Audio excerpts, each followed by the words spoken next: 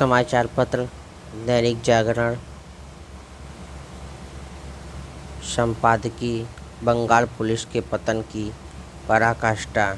लेखक उत्तर प्रदेश के डीजीपी रहे हैं यशपाल सिंह।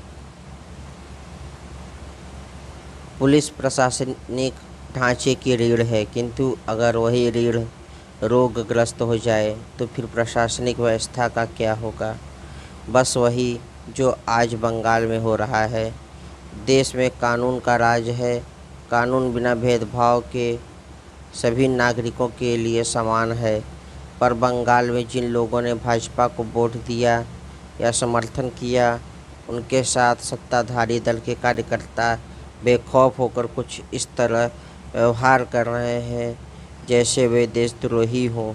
शर्मनाक यह है कि पुलिस मूक दर्शक बनी हुई है।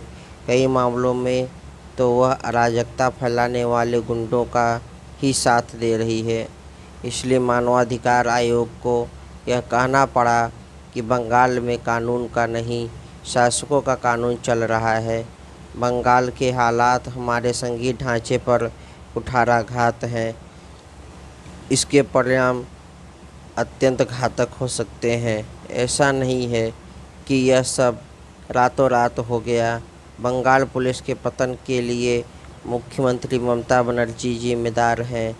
बंगाल में पुलिस का पतन 30-35 साल पहले तब प्रारंभ हुआ था जब राज्य में वामपंथियों की पकड़ मजबूत हुई और वे सत्ता में आए। उन्होंने कार्यकर्ताओं का एक मजबूत कैडर खड़ा किया और जिले के पार्टी सचिव के पद को अत्यंत महत्वपूर्ण बना दिया। प्रारंभ में पार्टी सचिव पुलिस अधीक्षक से समय लेकर मिलते और समस्याएं रखते, परंतु बाद में उन्हें ही अपने पास बुलाने लगे।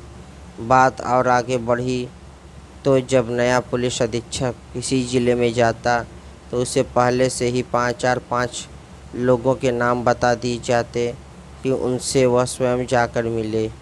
इससे पार्टी पदाधिकारी बहुत मजबूत हुए। वे पुलिस से जो चाहते करा लेते। पुलिस का भय धीरे धीरे कम होता गया। मुख्यमंत्री ममता बनर्जी ने अकेले दम पर संघर्ष छेड़कर वामपंथियों को परास्त तो कर दिया, लेकिन वही वामपंथी नेता कार्यकर्ता धीरे धीरे उनकी पार्टी से जुड़ गए, क्योंकि उन्होंने सत्ता का स्वाद चख लिया था। इस प्रक्रिया ने पुलिस का इकबाल ध्वस्त कर दिया। अब तो तृणमूल कांग्रेस की ओर से यहाँ तक कहा जाता है कि पुलिसिंग हम करेंगे। जब पुलिसिंग सत्ताधारी दल के कार्यकर्ता करेंगे तो फिर प्रशासन कहाँ जाएगा। हाल के चुनावों के बाद भाजपा समर्थकों का जो भीषण उत्पीड़न हुआ वह इसी का परिणाम है। गृह मंत्री राज्यपाल की चेतावनी के बाद भी स्थिति में सुधार नहीं हुआ, क्योंकि बंगाल में पुलिस का मतलब कुछ नहीं रह गया है। ऐसे माहौल में पुलिस में भ्रष्टाचार खूब पनपा। उच्च अधिकारी भी इससे अछूते नहीं रहे। स्वाभाविक है कि पूरे प्रदेश के प्रशासन पर इसका बुरा असर पड़ा। पुलिस का पतन तो सड़क पर दिखाई पड़ने लगता है, औरों का दिखाई नहीं पड़ता, परंतु वह दीमक की तरह व्यवस्था को खोखला कर देता है।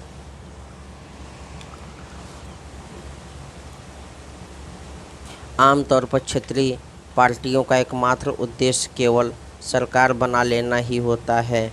उनकी सरकारों में हर प्रकार के माफिया खूब फलते फूलते हैं। इसके बाद भी जनप्रतिनिधि प्रसन्न रहते हैं, क्योंकि वे किसी भी अधिकारी को पार्टी विरोधी बताकर हटवा देते हैं। अपने क्षेत्र के थानों को वे निजी थाना समझते हैं। बंगाल गई मानवाधिकार आयोग की टीम ने अपनी जांच में तमाम शिकायतों को सही पाया और वह सिफारिश की कि हत्या, दुष्कर्म आदि मामलों की जांच सीबीआई द्वारा कराई जाए ताकि दोषियों को सज़ा दी जा सके, परंतु मुख्यमंत्री ने आयोग की रिपोर्ट को ही दरकिनार कर दिया। आखिर नागरिकों के संवैधानिक अधिकारों और कानून के राज का मतलब क्या है, पुलिस और प्रशासन का कार्य क्या है। देश के प्रथम प्रधान गृह मंत्री सरदार पटेल ने अखिल भारतीय सेवाओं को देश के संघीय ढांचे के लिए स्टील फ्रेम कहा था। एक अरसे से कहा जा रहा है कि अब इस स्टील फ्रेम में जंग लग गई है। अधिकारी प्रशिक्षण समाप्ति के समय संविधान की शपथ लेते हैं और लोक सेवक के रूप में सेवा प्रारंभ करते हैं, परंतु पार्टियां उन्हें पार्टी कार्यकर्ता के रूप में प्रयोग करना चाहती है। जो इसका विरोध करते हैं उनका वे उत्पीड़न करती है, क्योंकि उन्हें न्यायपालिका की तरह कोई विधिक सुरक्षा प्राप्त नहीं होती। उत्तर प्रदेश में 2006-07 में एक पुलिस अधिकारी को नौकरी से त्यागपत्र देना पड़ा था, क्योंकि उसने मुख्तार अंसारी गैंग द्वारा अवैध रूप से खरीदी लाइट मशीन गन को बरामद कर लिया था। इस बरामदगी के बाद उसने मुख्तार समेत कई पर एफआईआर करा दी। बाद में उस पर उच्चतम स्तर पर दबाव डाला जाने लगा कि एफआईआर वापस लो। यह असंभव था। फिर उसका उत्पीड़न प्रारंभ हुआ और उसने इस्तीफा दे दिया। उत्तर प्रदेश सरकार में बदलने के साथ लोग इस मामले को भूल गए, परंतु बंगाल में वही सरकार काफ़ी दिनों तक रही। अतः ऐसी अनेक घटनाएं छोटे बड़े पैमाने पर होती रही और आज वे प्रशासनिक कैंसर बन गई है। अखिल भारतीय सेवाओं का स्टील फ्रेम स्वरूप बनाए रखना केंद्र का दायित्व है। उसे हर हाल में इस दायित्व का पालन करना होगा, चाहे नियमावली बदलनी पड़े। आईपीएस अधिकारी प्रकाश सिंह द्वारा इस संबंध में दायर की गई जनहित याचिका का उद्देश्य यही था कि पुलिस का पतन रुके।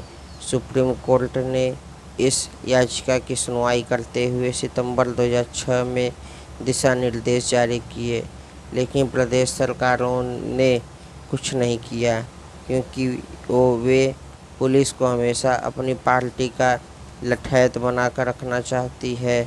कानून का राज समाज में विश्वास और सुरक्षा का वातावरण बनाता है, जिससे उसके सर्वांगीण विकास का मार्ग प्रशस्त होता है।